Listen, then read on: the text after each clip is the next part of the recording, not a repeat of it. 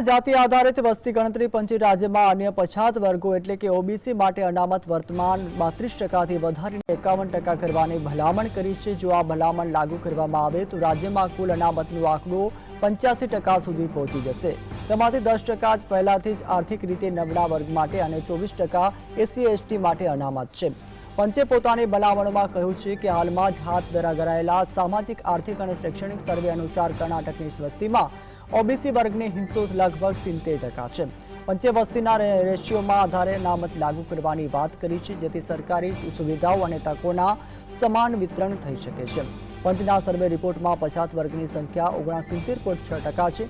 તેમ છતાંય રાજ્યમાં અડધાથી વધુ ઓછી વસ્તીને અનામતનો લાભ મળી રહ્યો છે। જો વસ્તીના આધારે અનામત આપવામાં ન આવતો હોય તો સરકારી સુવિધાઓનો સમાન ધોરણે લોકો સુધી પહોંચી શકશે નહીં। ઉલ્લેખનીય છે કે સર્વેની શરૂઆત 2015માં એચકે કથરાજ સમિતિ દ્વારા કરાયો હતો। ત્યારબાદ કર્ણાટક રાજ્ય પછાત વર્ગ પંચના અધ્યક્ષ જયપ્રકાશ હેગડેને તેમણે પણ કર્યું હતું। તો ફેબ્રુઆરી 2024માં મુખ્યમંત્રી સિદ્ધાર્થ રમૈયાએ પણ રિપોર્ટ સોંપવામાં આવ્યો હતો।